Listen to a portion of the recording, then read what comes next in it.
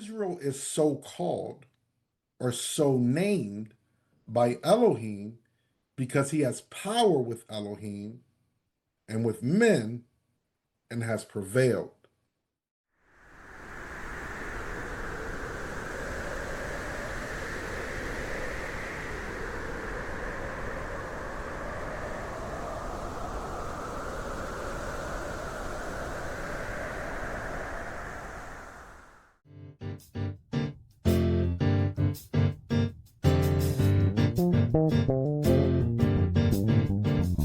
Shema Israel, Yahweh.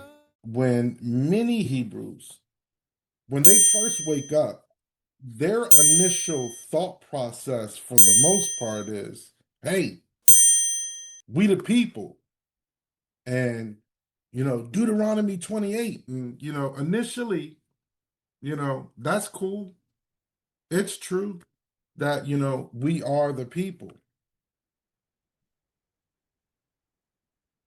Deuteronomy 7:6, it says, For thou art a Kodesh people unto Yahuwah, thy Elohim. Yahuwah thy Elohim hath chosen thee to be a special people unto himself, above all people that are upon the face of the earth. Now, if you noticed, this particular verse is addressed to you. However, who is you? And to find the answer to who you is, we must look at a familiar passage in the previous chapter. And in the previous chapter, we read, Hear or Shema, O Yisrael. Yahuwah is our Elohim. Yahuwah is one. And technically, you can start with verse 3, but you get the point. The subject of the passages we read here is Israel. Now, again, during the last Shabbat message, Moreh Yoel, he began elaborating on the birthright by touching on the relationship between Esau and Yaakov. Now, Jacob, he ends up fleeing from his brother Esau out of fear. And he ends up in the land of his maternal uncle, Laban. And there, Yaakov, he commits himself to the servitude of the white man. Did I say something wrong? Now, I've got a saying that I haven't thrown around in a while, and it used to be Moreh Netanyahu's favorite. It is, do not become distracted by the shiny object. And what I just spoke about Laban, that's the shiny object. It is a fact, Laban, it does mean white. And it is now probably causing you to, at a minimum, replay the details of this story in your mind from a different angle. But it is not the most important factor of what I'm telling you. But for some, your mind may have trouble letting go of that fact. That's the shiny object effect. Now, Yaakov, he commits himself to the servitude of Laban in an effort to obtain Rahel or Rachel as a wife. Now, Yaakov is ultimately deceived in the transaction, and as a result, he acquires two wives and their respective handmaids. And time passes, and Yaakov departs Laban and begins heading back to the land of his father. And at a point in his travel, he ends up at a place called Peniel. Now, before we move on, I got a question for you. This is just a side note. At this point in the story, Yaakov has fathered how many children? At this point in the story, Yaakov has 11 sons and one daughter, 12.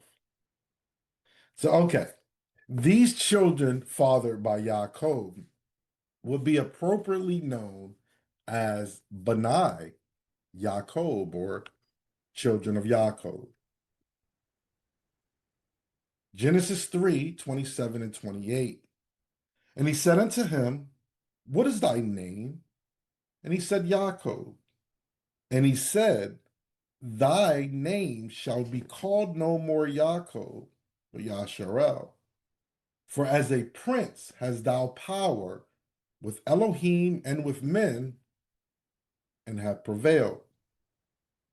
Now, Israel is so called or so named by Elohim because he has power with Elohim and with men and has prevailed. So, according to these verses, the determining factor of those who are of Israel is they that have power with Elohim and men and have prevailed.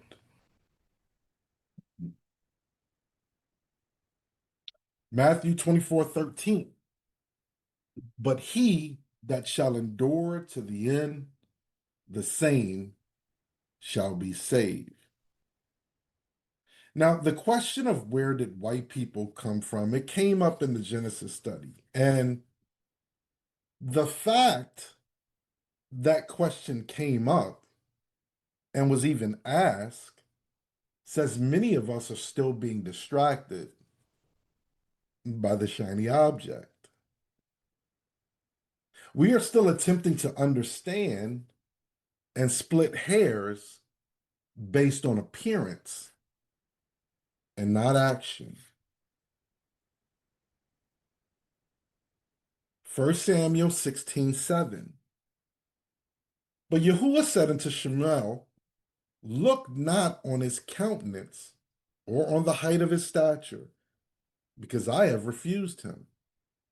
For Yahuwah seeth not as man seeth, for man looketh on the outward appearance, but Yahuwah looketh on the heart.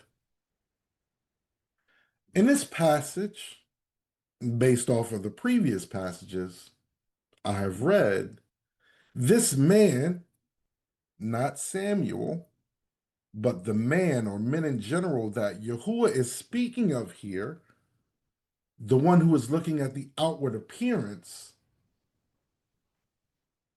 could he be considered Israel? The answer is no. Based off of what is said here, he is not prevailed over Elohim nor man. What bearing did me mentioning Laban meaning white have to do with the story I laid out? None. It was a shiny object utilized to prevent you from seeing the thing that you should be focused on. Does it matter where white people came from? Can any of you tell me where, or if it matters, where Melchizedek originated from? All we need to know is that he was a priest of El Elyon and what his actions were. You seeing the point?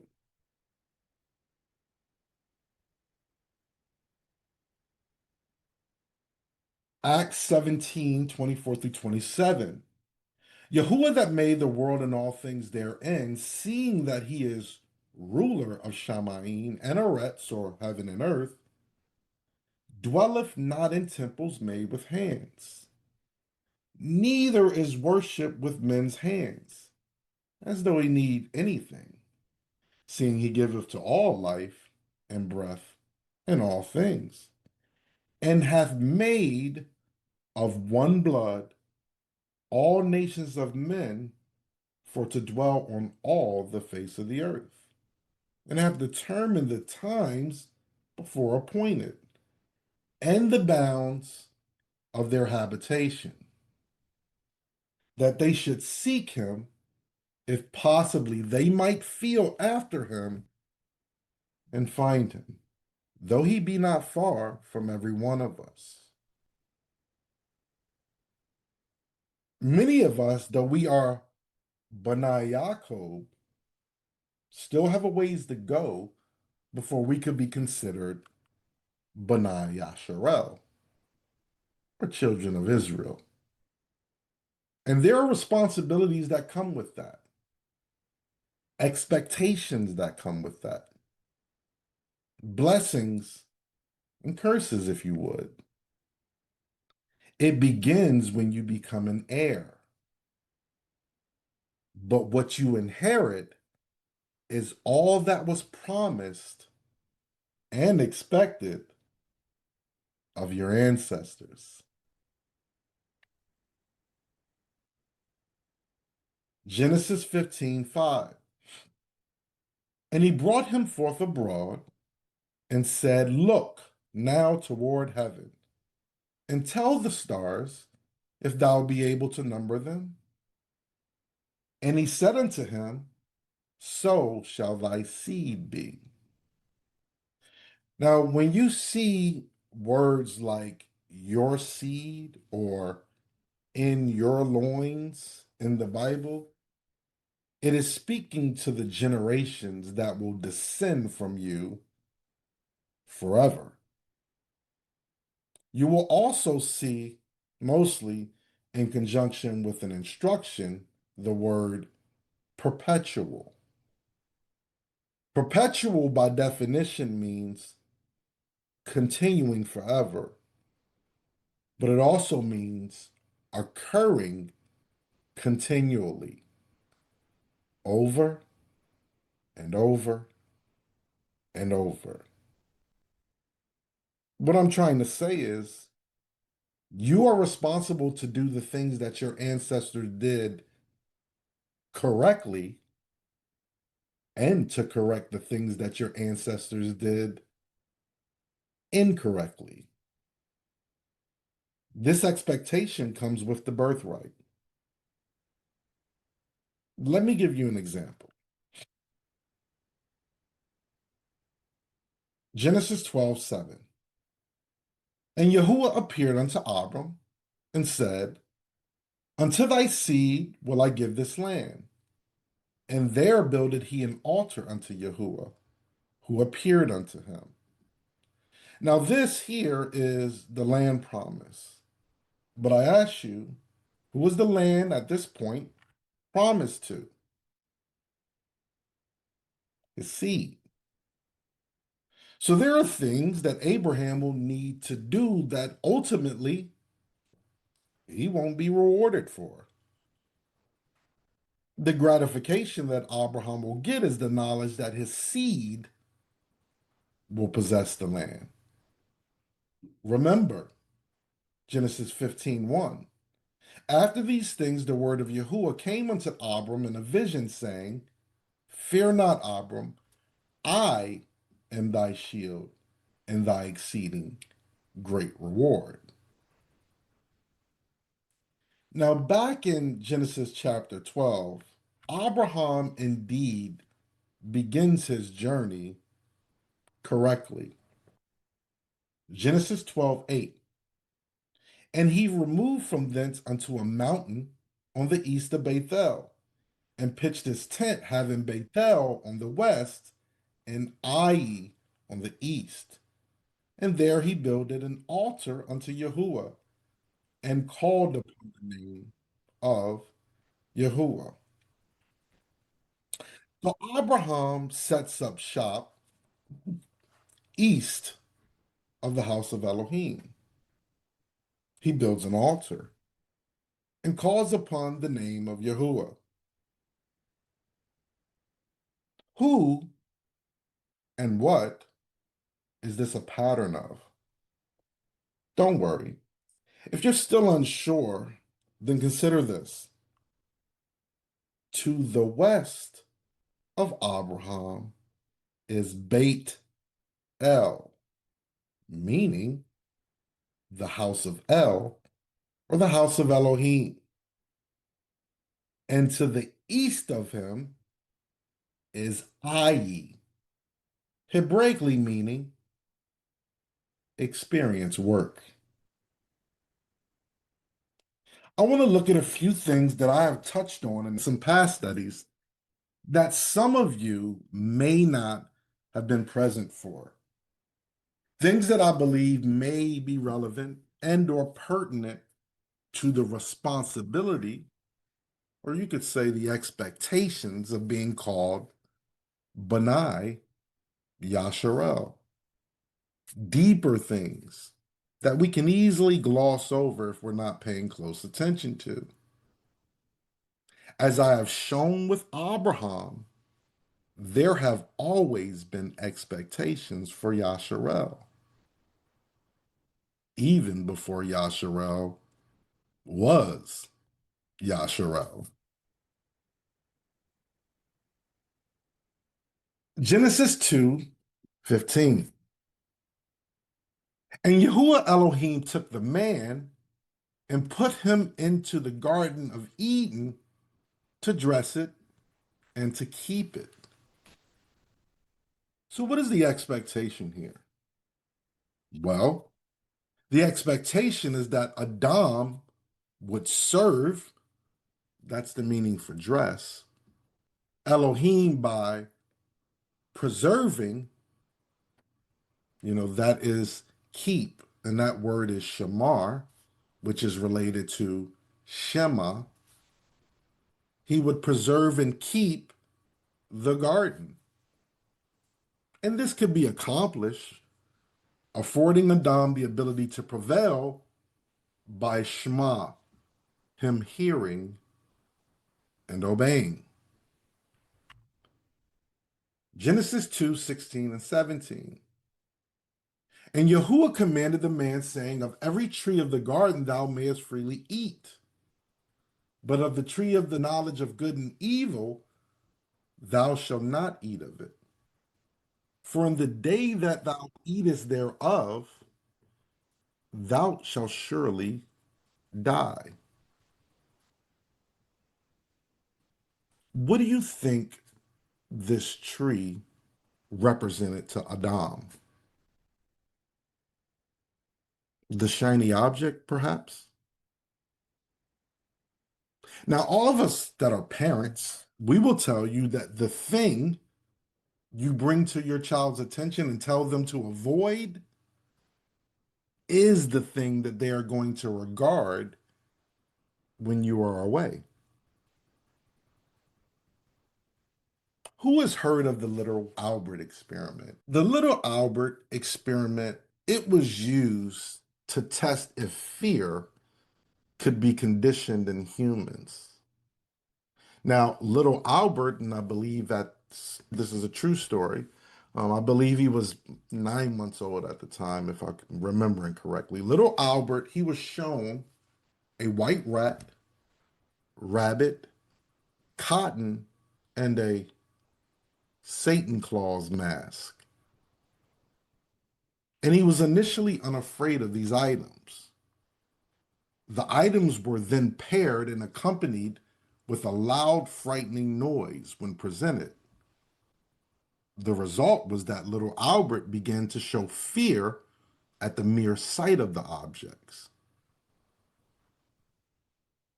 Do you think if Elohim would have just not mentioned the tree to Adam and instead waited until he attempted to eat from it and yell, hey, don't eat from that tree?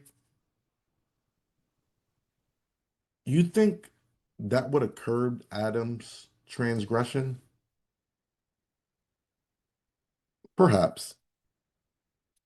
But what it would have taken from Adam, if Elohim did that, is his opportunity to prevail.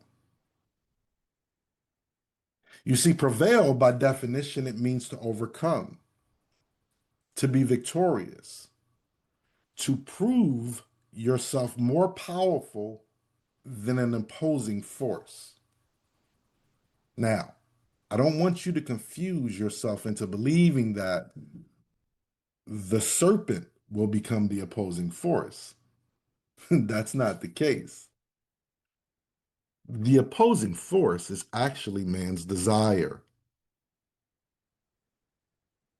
If Elohim would have yelled out to Adam, that would be force coercion or force compliance, behavioral guidance through a condition or a conditioned action. It would have not afforded Adam the opportunity to prevail. The tree of knowledge of good and evil equals death. But what is this tree of knowledge of good and evil? What does it represent? Now, you don't have to answer that. We're going to leave that question for Moray Netanel. Now, Adam and Hua, because of their disobedience and transgression, they are banished or expelled from the garden. Genesis 3:22 through 24. And Yahuwah Elohim said, Behold, the man is become as one of us, to know good and evil. And now, lest he put forth his hand and take also of the tree of life and eat and live forever. Therefore, Yahuwah Elohim sent him forth from the Garden of Eden to till the ground from whence he was taken. So he drove out the man, and he placed at the east of the Garden of Eden cherubim or cherubims, and a flaming sword which turned every way to keep the way of the tree of life. So the man, Adam, is driven out eastward from the house of Elohim. I mean, the Garden of Eden. To hide, not I mean, to experience working the ground from whence he was taken. Y'all gonna have to excuse my eyesight. So Yah places cherubs or cherubim and a flaming sword at the east of the garden to keep, guard, protect, attend to, regard, watch for, take heed of the way of the tree of life. Couple of things to note here is that the flaming sword is totally separate from the cherubim. I know that in the past, when I would read through this so fast that in my mind, I would picture the cherubim holding the flaming sword or swords. But no, it is cherubim and a flaming sword.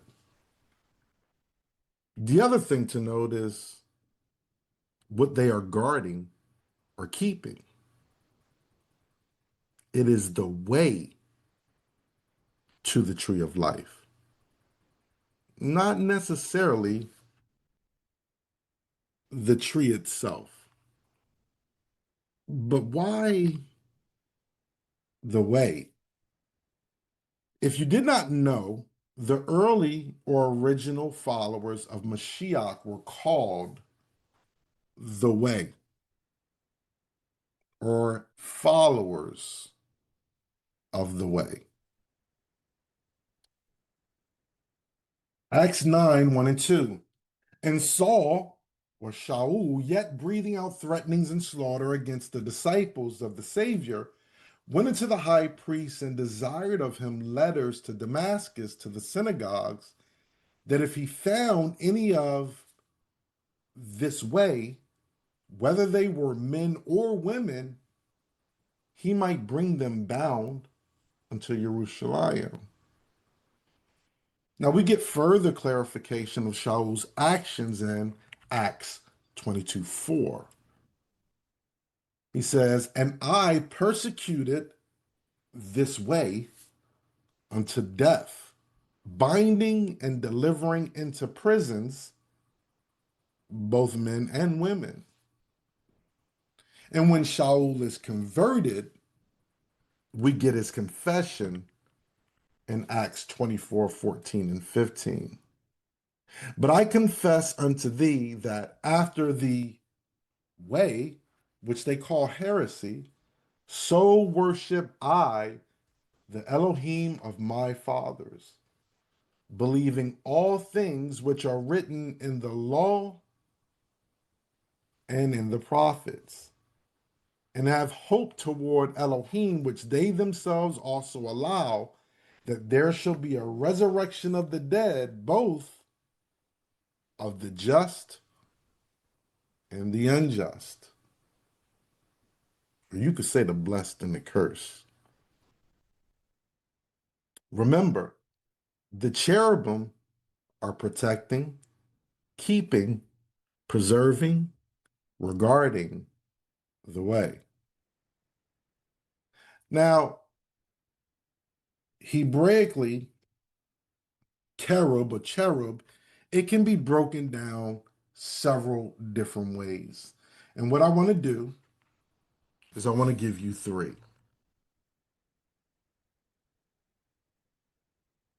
It could mean the blessing of the first ruler to secure the house.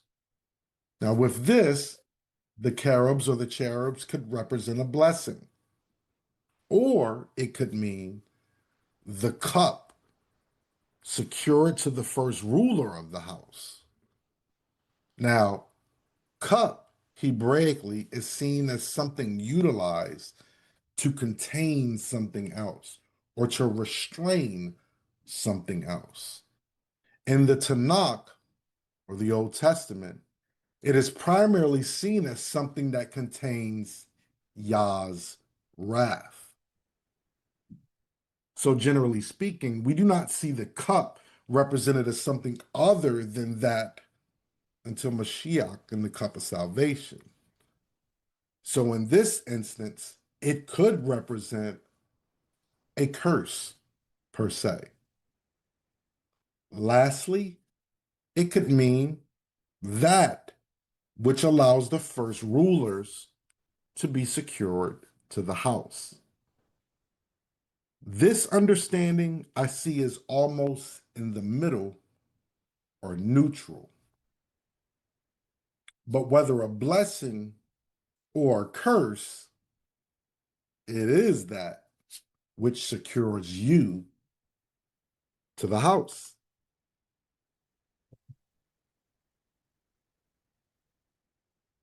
The flaming sword. A flame, it indicates a blaze or something being burned, a fire. Biblically, it can represent purification or it could represent destruction. Now, a sword we know is used to cut and to protect. And it kind of serves a dual purpose. Sometimes it cuts others, but sometimes it can cut those who wield it. Doubled edged, if you would. We even see its dual nature Hebraically.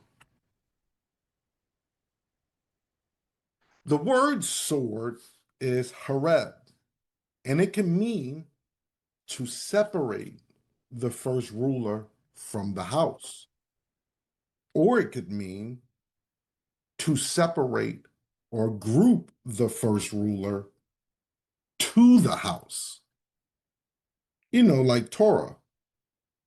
Adherence to it is conducive to life. Non-adherence or compliance is conducive to death. Now, flaming, that's where it gets interesting. Flaming is the Hebrew word lahat. Hebraically, it means the teaching or instruction revealed by the serpent. So let's sum this up. You have these opposing instructions here: the flame, symbolic of the serpent's teaching, and the sword, akin to Torah. Then you have these cherubs that are pretty much symbolic of a blessing and or a curse, guarding the way, which we can clearly see the word as being the way. It sounds a lot like what we are supposed to be doing. You know, we have the knowledge of good and evil passed down to us from our ancestors, as well as the knowledge of Torah. The understanding and the ability to know and choose between what is good and what is evil. Following Mashiach makes us followers of, protectors, keepers, guardians of the way. You think we can see anything, any expectation Yah has for us in all of that? You know, there are tons of idioms and analogies in the Bible. Men are often described as trees in the Bible. Matthew 7:14 through 20.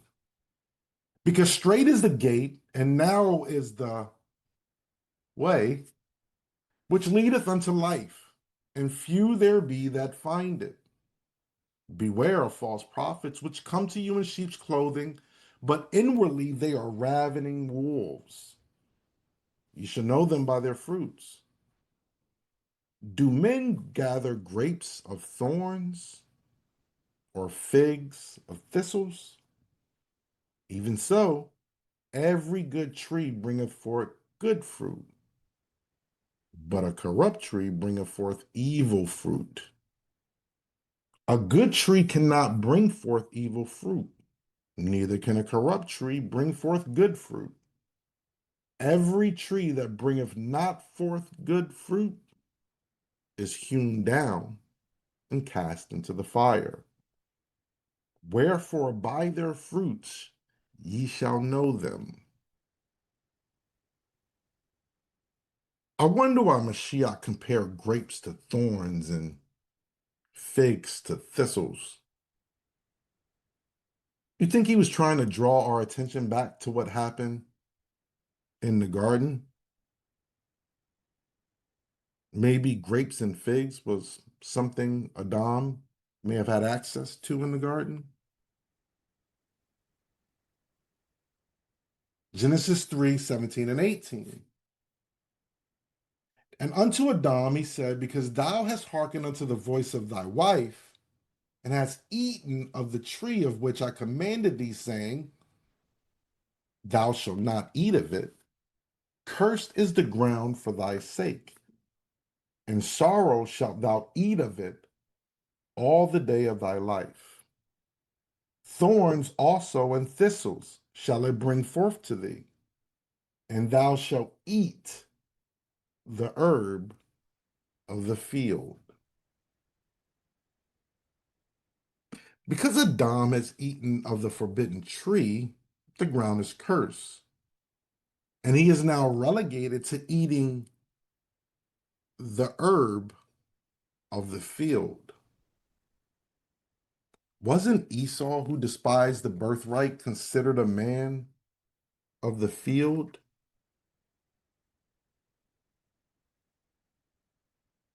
Field is Shadeh, and Hebraically, it could mean destruction of the doors, revelation, or destruction of the path to breath.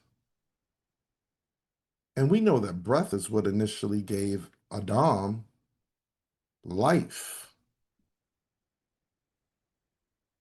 Now, herb, which Adam shall now eat, is what the field produces. It is a seb or a sob to experience the destruction of the family or the house. As it pertains to Noah, who can tell me how many different arcs we see in the Bible? How many different arcs are there in the Bible? We have Noah's Ark. We have the ark that Jochebed, and that was Moshe's mom, constructed to place Moshe in.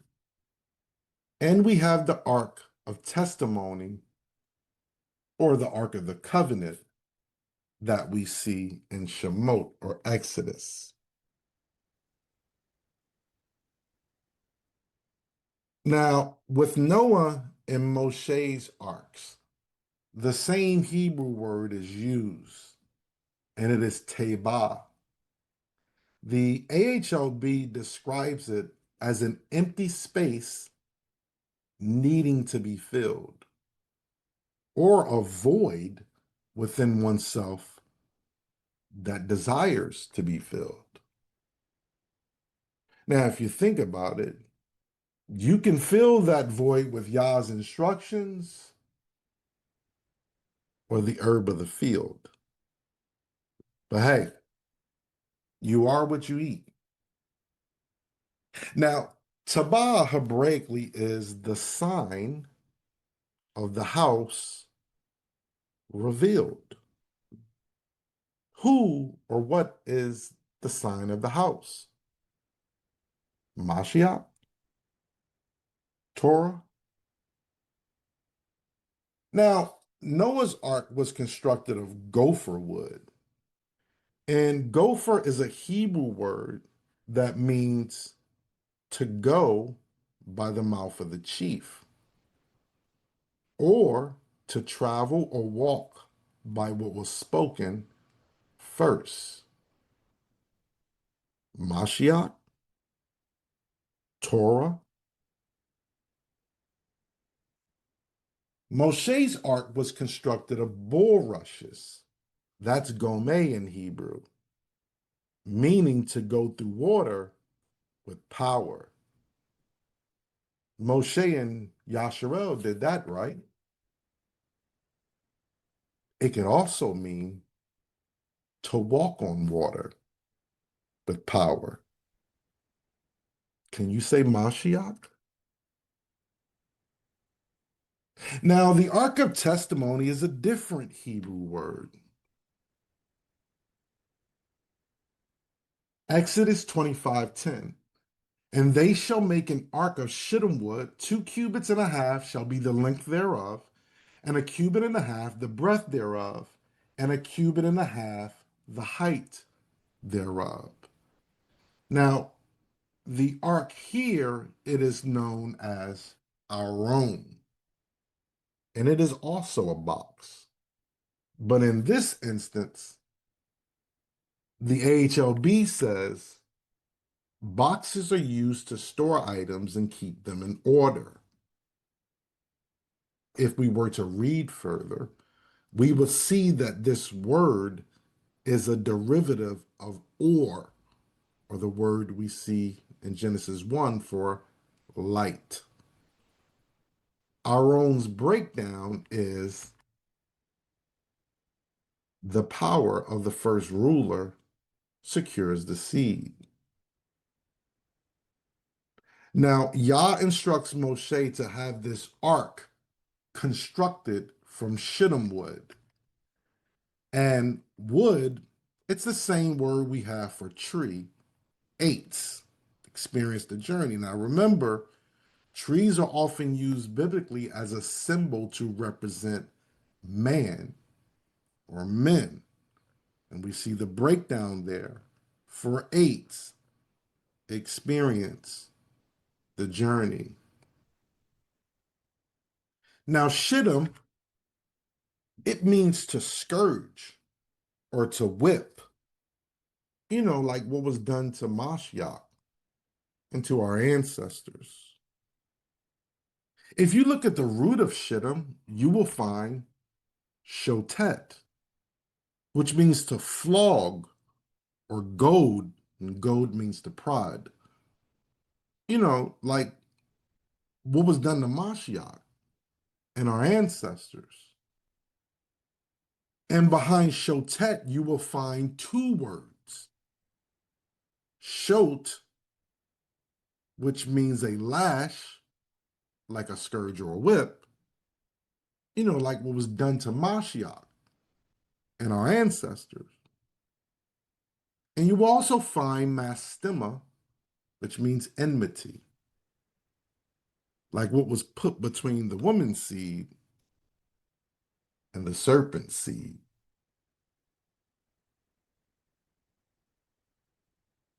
So what does shittim mean Hebraically, you ask? Destruction of the serpent through the work of blood. Isaiah 11:12. And he shall set up an ensign for the nations, and shall assemble the outcasts of Yasharel, and gather together the dispersed of Yehuda from the four corners of the earth. Let me give you some information about the birthright that some of you may not know. The birthright consists of two portions.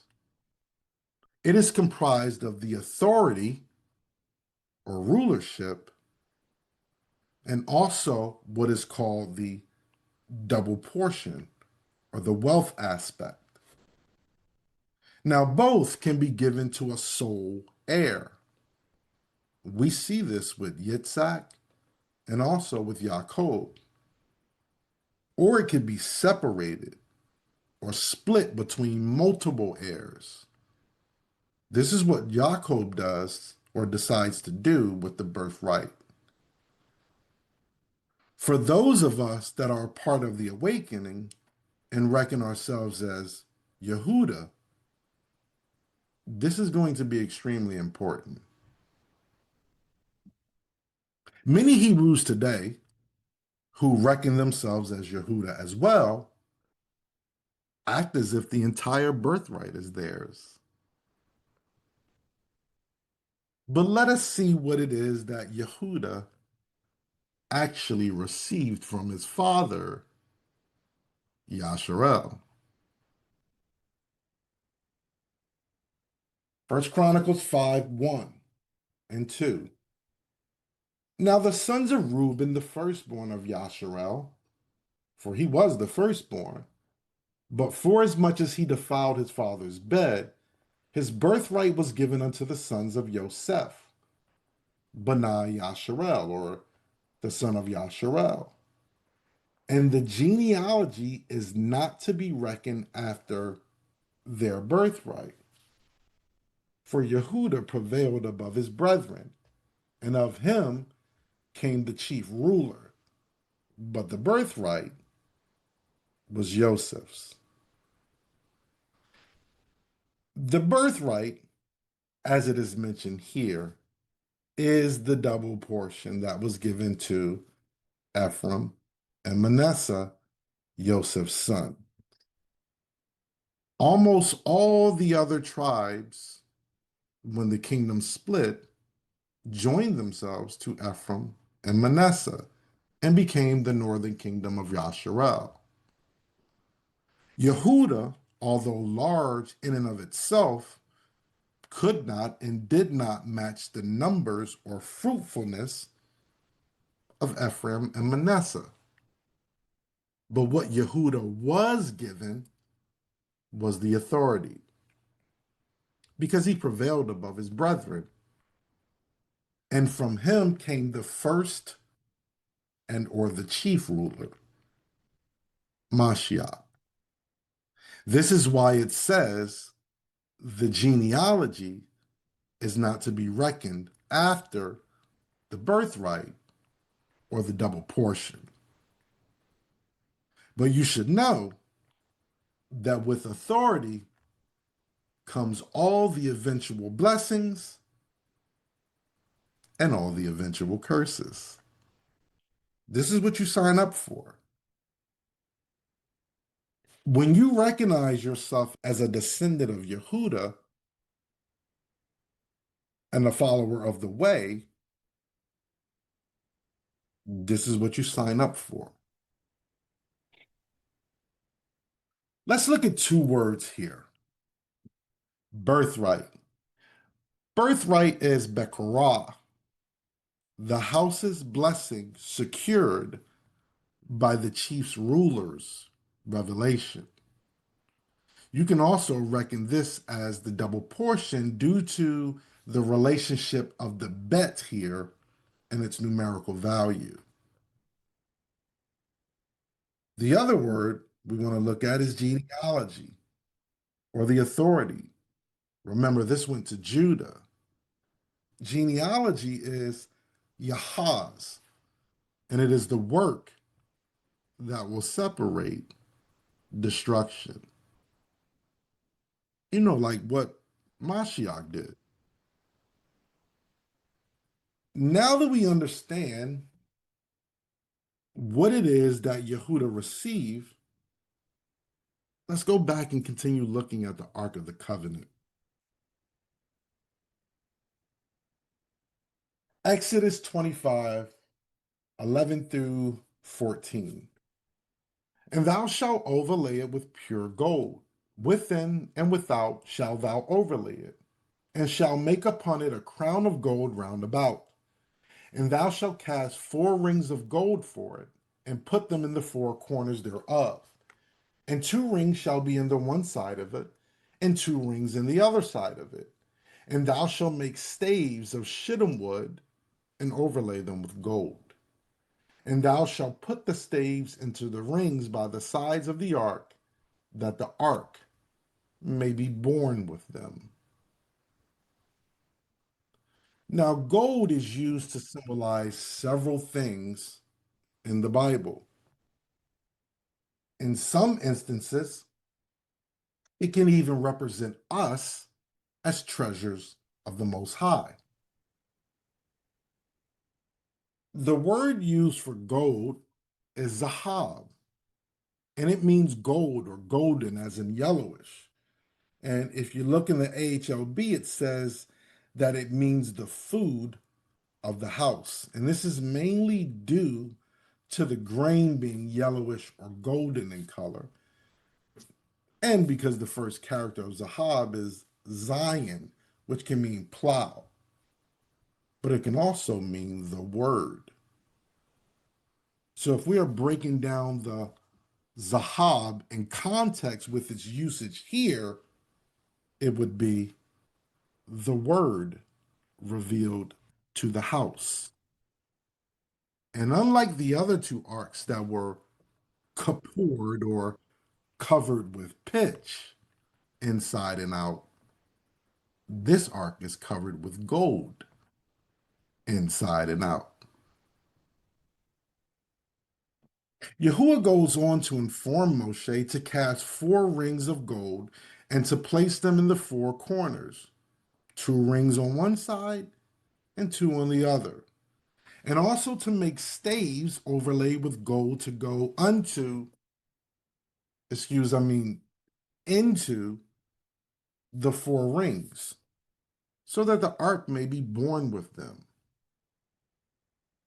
Now, born is the Hebrew word nasa or nasa, and it means to lift or lift up, and also to bear. AHLB says it means continue to press or cling or grab hold to the strong leader. And that's pretty much spot on. The rings that are to be casted into the ark is the word tabah, and it means a seal, a signet, or a sign. Hebraically, it means surrounding the house is the experience of the sign. Corners It is pa'am, and it means a stroke, as in like a designated action, like that is a stroke against you. Hebraically, pa'am is spoken to experience blood or chaos. Now, the staves are to be made of shittim wood. Remember, we broke down shittim earlier as destruction of the serpent through the work of the blood. And stave here is the Hebrew word bod, and it means separation or to be separated. It is also part of the body or the branch of a tree or a bar for carrying or a chief of the city. Hebraically, bod is tent or house door. Now, in Hebrew culture, this is the picture of a leader, a father, not the father, but head of the house father. And a father typically sat at the entrance of the tent to protect the family. And what I want you to see is that these are men that sat at the entrance to protect the family. Listen very closely. The AHLB says the action is to separate. Concretely, it's to be alone. The abstract meaning is destruction. So I ask you, has not the Hebrew male been separated from the family, leaving them alone and fit for destruction? Just something for you to think about. Now, a stave is typically a stick. And you will find that understanding in the word for tree or wood, etz, meaning a tree, wood, stick. And again, it's Hebraic meaning, experience, or see the journey. Now, this is really kind of out of order that I wanted to go in, but I want to give you this before I get to the complete breakdown of the Ark of the Testimony. And I promise we are getting close to the end. So I will do my best to give you the abbreviated version of this. Now, you remember the cherubim or the cherubim that were guarding the way? You think that they could be a representation of us or maybe Yasharel as a whole? What does Yah see when he looks at them? Remember, I gave you three breakdowns for cherubim. Basically, it is that which allows the first rulers to be secured to the house. Ezekiel 1:10. As for the likeness of their faces, they four had the face of a man and the face of a lion. And on the right side, you want to take note of that. And they four had the face of an ox on the left side. They four also had the face of an eagle. Now, I will tell you, they also have eyes all over them, but that's a longer understanding and a longer breakdown for a different day. But what's up with them having four faces? Does it mean something?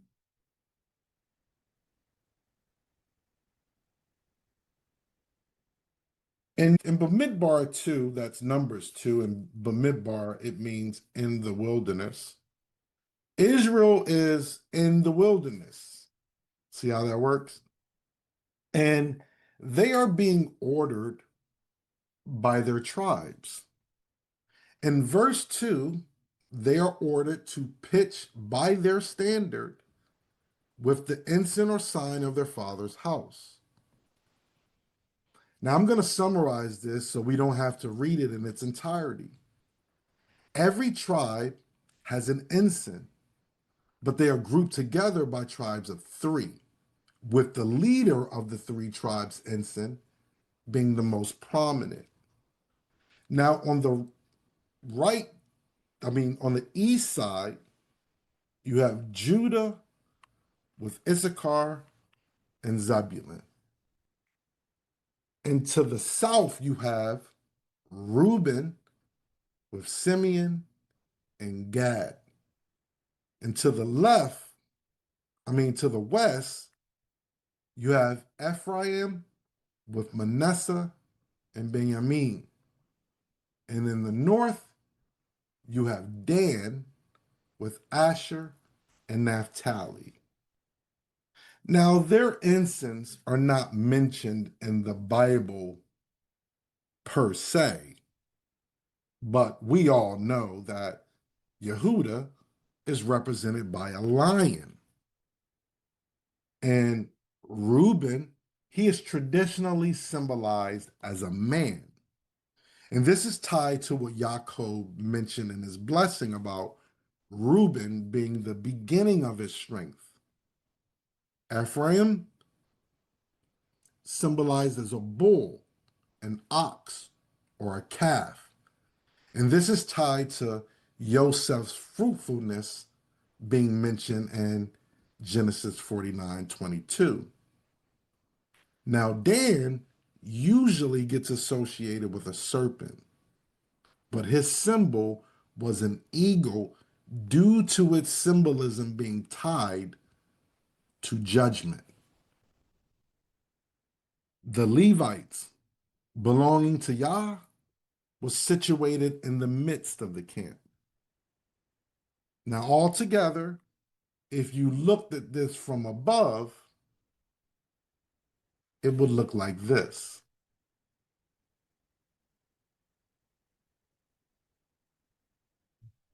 A tau, or the symbol of a sign.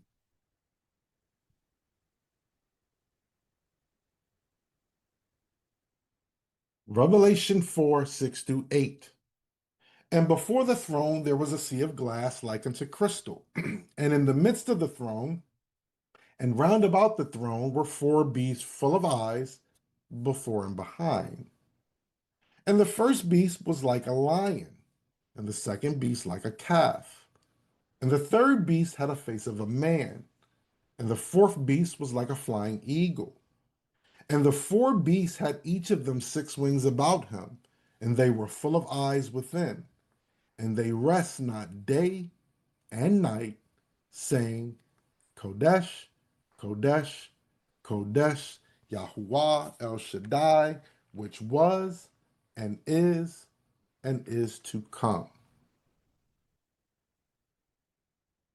Coincidence? I think not. That Tau in the wilderness, a sign in the earth for the earth, meaning Israel is a literal sign to the world. Those who guard, keep, and preserve the way.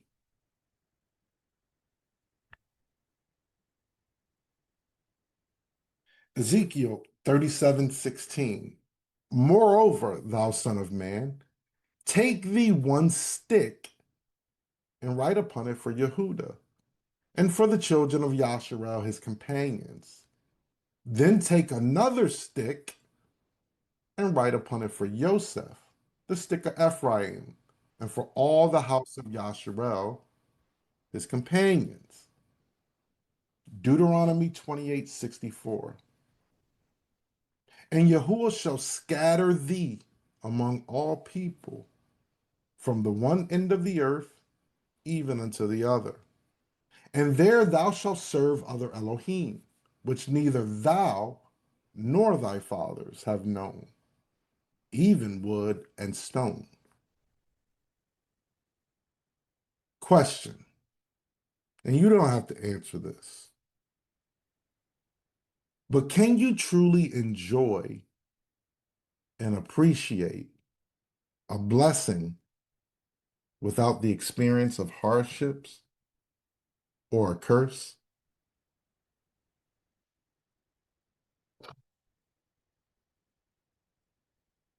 So let's think about this. These rings are the sign on the four corners spoken to experience chaos or blood. In them are the sticks representing the chief, but also the branches, which is supposed to cling to the strong leader and lift up the ark or the strong leader's ruler.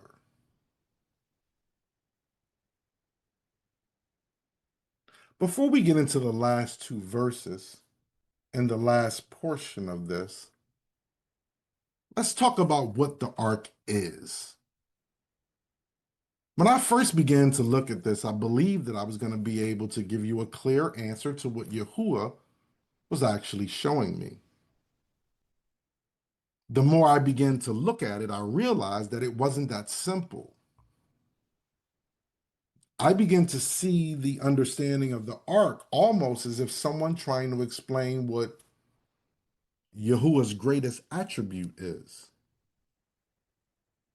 The answer is everything. Yahuwah is just. He is love, patience, joy, kind, faithful, fair, wrathful, vengeful, deliberate, all knowing, all seeing, rewarding both good and evil justly. In the ark, I saw the Torah, the word, life, death, authority, promised, the ability to scatter, the ability to gather, joy, fear, hope, despair, etc. I saw that it looks a lot like our lives and the relationship we have with Torah, Mashiach, and the Father. The ability to give life eternal to those who adhere to it, and the promise of death eternal for those who do not. The ark is also representative of true or New Jerusalem, the Kodesh city, all gold, perhaps a glimpse of the Shamayim and the throne room of Elohim. Now, verse 15 tells us that the staves, remember these are the sticks or the branches, shall be in the rings as a sign. They shall not be taken from it. Deuteronomy 28, 45, and 46. Moreover, all these curses shall come upon thee, and shall pursue thee, and overtake thee, till thou be destroyed, because thou hearkenest not unto the voice of Yahuwah thy Elohim, to keep his commandments and his statutes which he commanded thee. And they shall be upon thee for a sign and for a wonder, and upon thy seed forever. Matthew 27, 24, and 25. When Pilate saw that he could prevail nothing, but that rather a tumult was made, he took water and washed his hands before the multitude, saying, I am innocent of the blood of this just person. See ye to it. Then answered all the people and said, his blood be on us and on our children. Now, the two instances of shall that we see in verse 15 is a poor representation of what is really being said. And I didn't get a chance to put the actual visual in here for this, but the first instance of shall that we see is actually the word haya, and it means life or to exist or to become. The second instance of shall that we see in verse 15 is su'ur, and it means to turn off or to remove from. So a better breakdown of Exodus 25:15 is the sticks or the branches shall exist in the rings of the ark, not to be removed from it. It is both the promise of the blessing and or the promise of the curse. There is no getting away from it.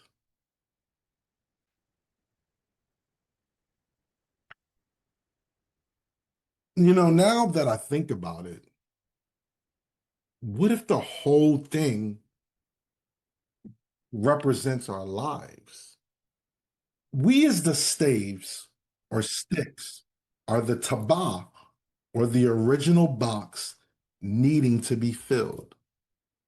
Elohim breathed in us the breath of life and instructed us to go fur, go by the mouth or word of the ruler, and tebah, reveal the sign to the house. He placed in us the ability to gomer, bull rush, or walk through the waters of this world, and or to gather the mighty or the blood to the leader. It is at that point that we become our own, or the ark, fitted for righteousness or destruction. Remember, box can mean coffin as well. Constructed out of shittim, or the ability to destroy the serpent. But behind that, we will experience shotet, scourge, whipping, goading, ridicule, and we will be at mastema, that was enmity, with the world, or the serpent seed. Dispatched to the palm, or corners, of the world, to experience the chaos, or blood, that was spoken of, and placed there in the tabah, or the ring, as a sign and a seal to that which was spoken. That if we continue to nasa, lift up and cling to the strong leader, and haya exist, and so or be not removed from him, then that is when we can become zahab, or gold, within and without, the word revealed in the house, or in us. Lastly, he informs Moshe and us to put into the ark, the Aron, the testimony which he shall give thee. So I ask, what testimony has been placed inside of you?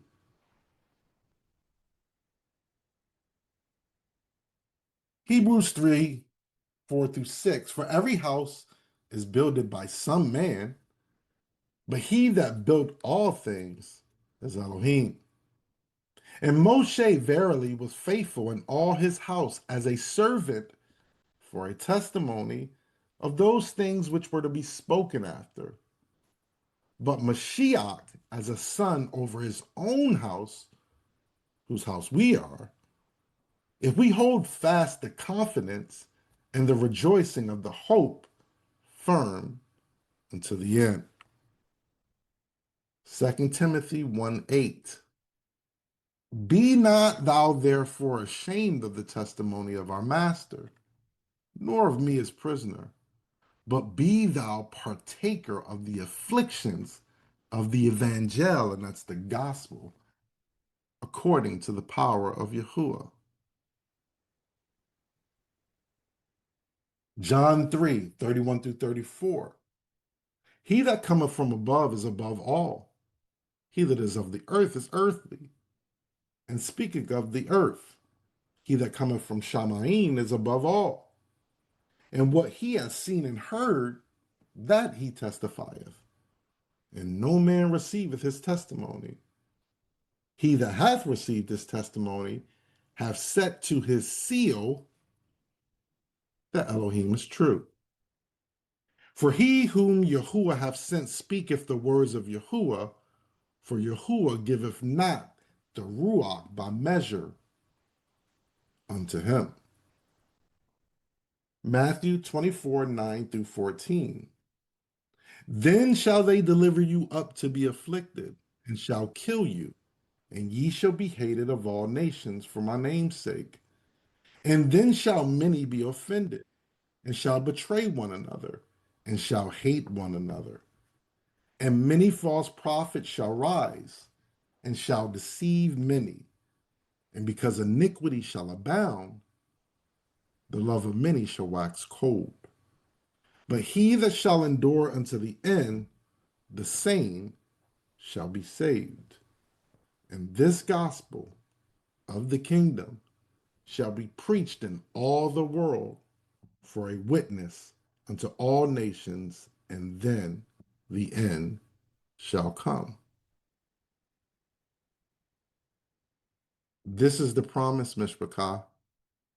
This is your lot. This is our lot, our portion of the birthright.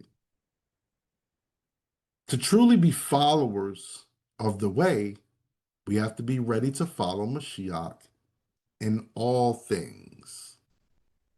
All things he said, did, and suffered. And as his followers, this is our responsibility. Revelations 12:11. And they overcame him by the blood of the Lamb and by the word of their testimony. And they loved not their lives unto the death. Revelations 12:17.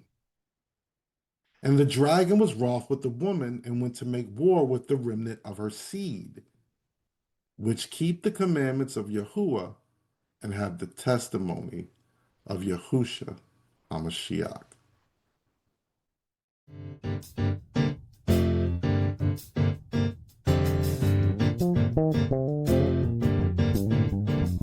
Shema Israel.